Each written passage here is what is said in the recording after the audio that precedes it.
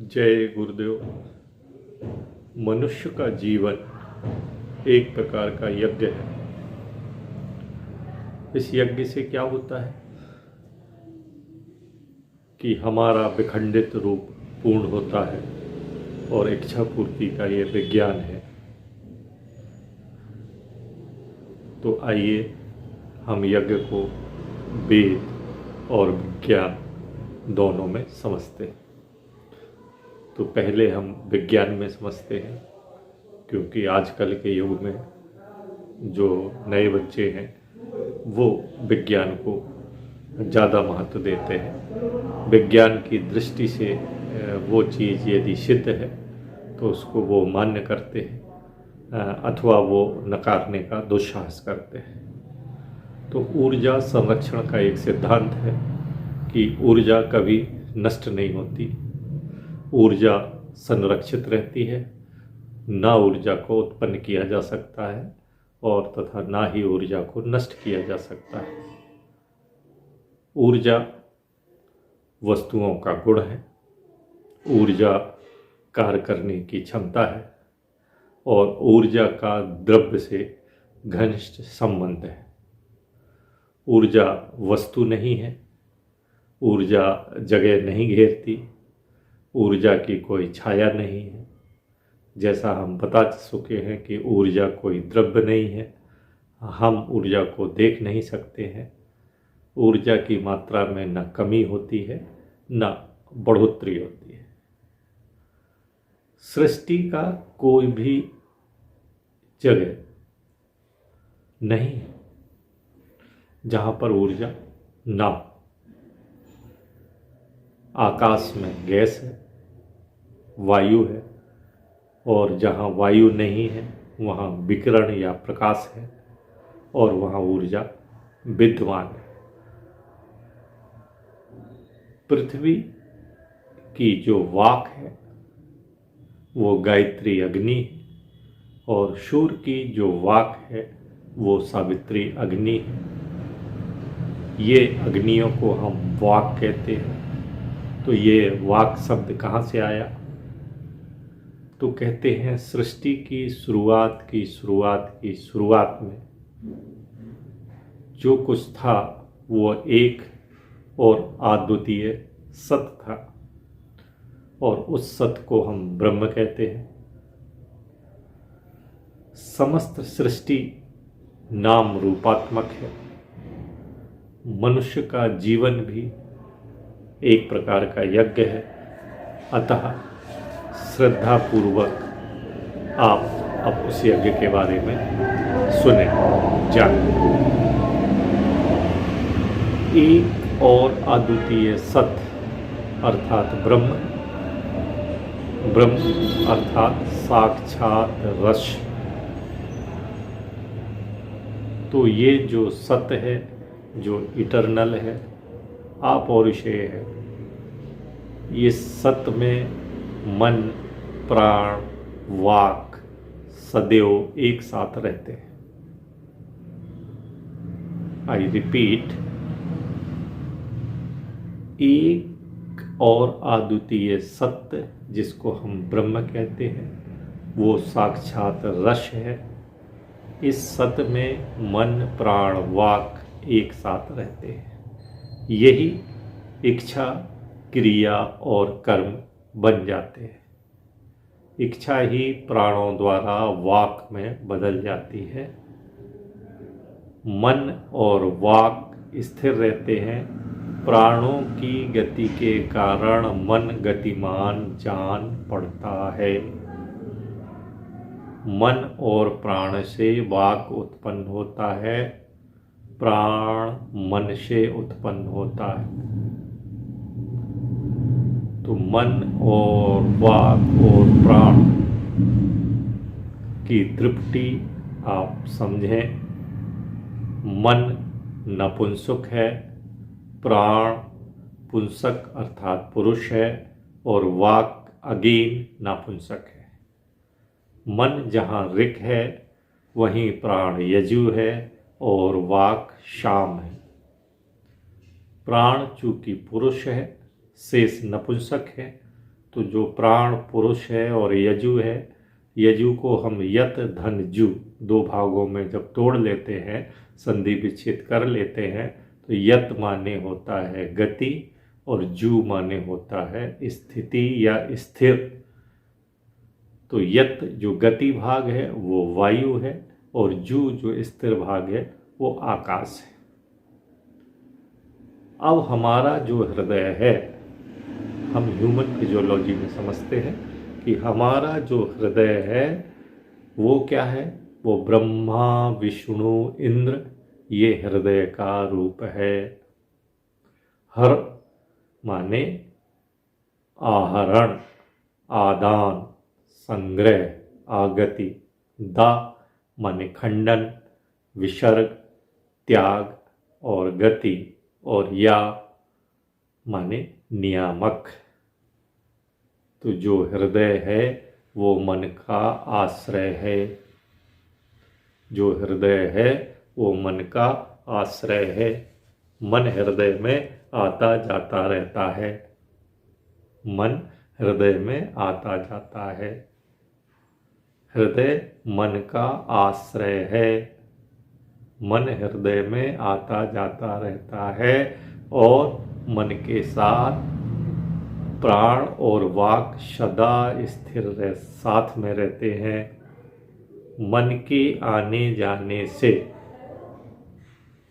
मन के आने जाने से या मन की इस गति के कारण जो हृदय में जो हृ अक्षर है वो ब्रह्मा की स्थिति का द्योतक है।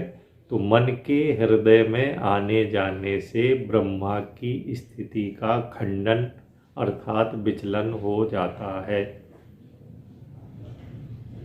ब्रह्मा की स्थिति का खंडन हो गया। अब जो इंद्र है वो क्या करता है, इंद्र मन और प्राण की गति के अनुरूप, इंद्र मन और प्राण की गति के अनुरूप ब्रह्मा का उच्चिष्ट, मन के आने जाने से हृदय का जो भाग खंडित हो जाता है, जो अलग हो जाता है, उस अलग हुए भाग को इंद्र मन और प्राण की गति के अनुरूप बाहर ले जाता है। तो दो कार्य हो गए, ब्रह्मा का खंडन हो गया मन के आने जाने से। दूसरा क्या हुआ, इंद्र जो है मन और प्राण के अनुरूप इस खंडित भाग अर्थात उच्चिष्ट को बाहर ले जाता है। तो खंडित ब्रह्मा के खंडन की पूर्ति अब जो विष्णु है वो सोम के द्वारा करता है। विष्णु सोम के द्वारा उस खंडन की पूर्ति करता है। ब्रह्मा के खंडन की पूर्ति विष्णु सोम यज्ञ द्वारा करता है। ये इच्छा पूर्ति का स्थिति है, इच्छा पूर्ति का ये विज्ञान है। मन इच्छा के साथ पैदा होता है और इच्छा पूर्ति के साथ ही मर जाता है। हृदय अक्षर है और स्थायी है। ब्रह्मा इसकी प्रतिष्ठा है, विष्णु इसके पालक हैं और इंद्र इनका विक्षेपण करता है। हृदय की आत्मा हमारा अपव्यय मन है, श्रोवियस मन है। हृदय की तीन स्थिति है, पहले स्थिति, फिर गति और फिर आगति।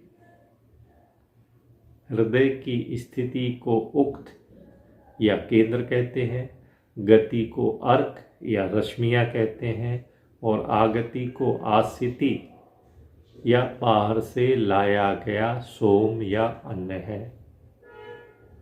ये त्रक स्थिति, गति, आगति, उक्त, अर्क और आसिति या केंद्र, रश्मियाँ और सोम, ये जो त्रक है ये अस्नाया वल कहलाता है। अस्नाया वल का मतलब है भूख, बुभुक्षा। ये भी केंद्रस्थ मन से उत्पन्न होती है।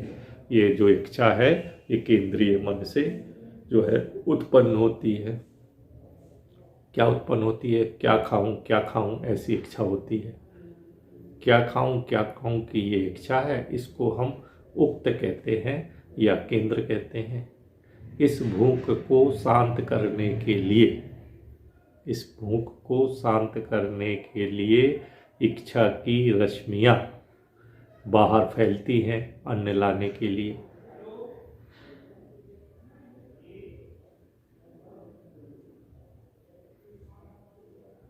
और ये जो रश्मियां हैं इनको हम अर्क बोलते हैं। जिस अन्न को शारीरिक अग्नि में आहूत करते, जो सोम या अन्न को शारीरिक अग्नि में आहूत किया जाता है उसको हम आसिति कहते हैं, और वही अन्न हमारा प्राण बन जाता है।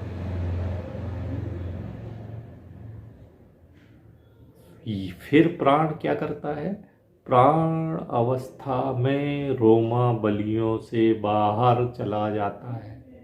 ये हमारा जो प्राण एनर्जी है हमारी रोम बलियों से ये बाहर चली जाती है, और फिर उसी प्रकार की इच्छा होती है, क्या खाऊं,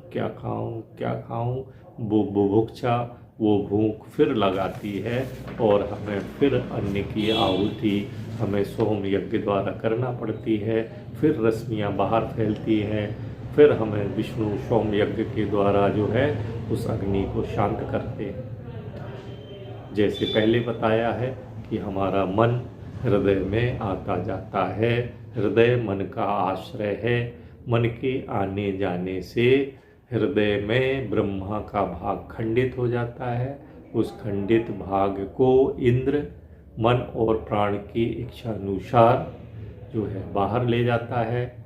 इस खंडित ब्रह्मा के भाग को विष्णु सोम यज्ञ से पूर्ति करते हैं, और ये यज्ञ हमारे अंदर चलता रहता है और ये हमारे बाहर भी चलता रहता है।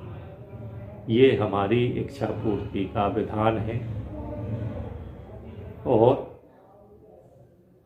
विज्ञान या हमारी फिजियोलॉजी से अन्न अर्क प्राण के परस्पर सहयोग से ये शरीर का यज्ञ भी चलता रहता है। आइए अब हम भौतिक रूप से जो हम यज्ञ हवन करते हैं उसके बारे में भी हम एक बार जान लेते हैं कि हवन से क्या होता है। तो देखिए यज्ञ से क्या होता है। हवन समस्त प्रकृति से जुड़े, जब हम हवन करते हैं तो समस्त प्रकृति से जुड़े हर जीव पर उस यज्ञ का प्रभाव पड़ता है। यज्ञ कोई भी करे उससे जुड़े समस्त जीवों पर उस यज्ञ का प्रभाव होता है। यदि हमें मंत्र को जागृत करना है और हमें मंत्र को सिद्ध करना है तो हमें हवन आवश्यक करना पड़ेगा, क्योंकि जो हम जप के बाद उसका हवन करेंगे वो अग्नि ही है। अग्नि ही समस्त ब्रह्मांड को गतिमान और चेतन रखे हुए है, और वो ब्रह्मांड के अणु अणु में व्याप्त है। जैसा हम जानते हैं, हमारे पिछले वीडियो में हमने ब्रह्मांड के 10 आयाम के बारे में बताया है। तो ब्रह्मांड के 10 आयाम में हर आयाम का अपना एक महत्व है और अपना एक गुण है। हर आयाम का प्रभाव मनुष्य पर समय समय पर पड़ता है। ब्रह्मांड के 10 आयाम में हर आयाम का एक अपना गुण है और एक अपना प्रभाव है। समय समय पर उस आयाम के गुण का प्रभाव मनुष्य पर पड़ता रहता है। आयामों से संदेश ऊर्जा का प्रवाह होता रहता है। उन आयामों से ऊर्जा का प्रवाह होता रहता है। जब मनुष्य जिस आयाम से संपर्क में जाएगा तो उसके अंदर उस आयाम के गुणधर्म पैदा हो जाएंगे। तो मनुष्य जिस आयाम में जाएगा तो उस आयाम के जो गुणधर्म हैं वो मनुष्य में पैदा हो जाएंगे। आयामों से संपर्क करने का सबसे सरल सुलभ माध्यम क्या है? हवन यज्ञ सामग्री और यज्ञ करना है यज्ञ के घटक।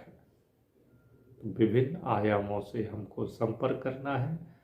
यदि हमें विभिन्न आयाम के गुण धर्म चाहिए तो हमें विभिन्न आयामों से संपर्क करना पड़ेगा, हमें चेतना का स्तर बढ़ाना पड़ेगा और उन आयामों से संपर्क करने का सबसे सरल और सुगम माध्यम है हवन के घटक, यज्ञ के घटक। जब हम यज्ञ में कुंड में आहुति डालते हैं और स्वाहा बोलते हैं, तो जब हम स्वाहा बोलते हैं तो कुंड की अग्नि अपना मुंह खोलती है और उस मुंह में कुंड की अग्नि के मुख में हम हवन सामग्री डालते हैं तो ये उस आयाम को जाती है जिस आयाम का हमने आवाहन किया हुआ है। तो ये हवन सामग्री कुंड के अग्नि मुख में जाकर उस आयाम तक जाती है और फिर उस आयाम की ऊर्जा नीचे उतर के फिर कुंड में आती है और कुंड के चारों ओर फैल जाती है। ये प्रत्यक्ष ऊर्जा के संपर्क में आने वाले जितने भी लोग हैं ये सब पर प्रभाव डालती है, उन सबको ऊर्जान्वित करती है और उनके कार्यों को सिद्ध करती है। ठीक वैसे ही जैसे विष्णु सोमयज्ञ के द्वारा ब्रह्मा का खंडन की पूर्ति करते हैं और पुनः जो है मन प्राण व्याक जो सत्य है, जो ब्रह्म है, जो एक है, अद्वितीय है और इटर्नल है और आपुरुषेय है, वो अखंडित रहता हुआ इस संसार का मालिक है, संसार को रचता है, संसार को चलाता है और संसार का निर्माण करता है। ये यज्ञ पूर्ति का विधान, ये इच्छा पूर्ति का विधान हमने आपको वेद और विज्ञान में दोनों रूप में समझाया। आशा है कि इससे आप अपने जीवन में कुछ सीख लेके और हम इस जो विज्ञान के रूप में जान के हम जो है इस मनुष्य रूपी दुर्लभ शरीर में जो हम यज्ञ की आहुति डालते हैं उससे हम जो है यज्ञ करें और अपने ऊर्जान्वित हों और हमारी इच्छा की पूर्ति भी होगी। जय गुरुदेव, नमस्कार।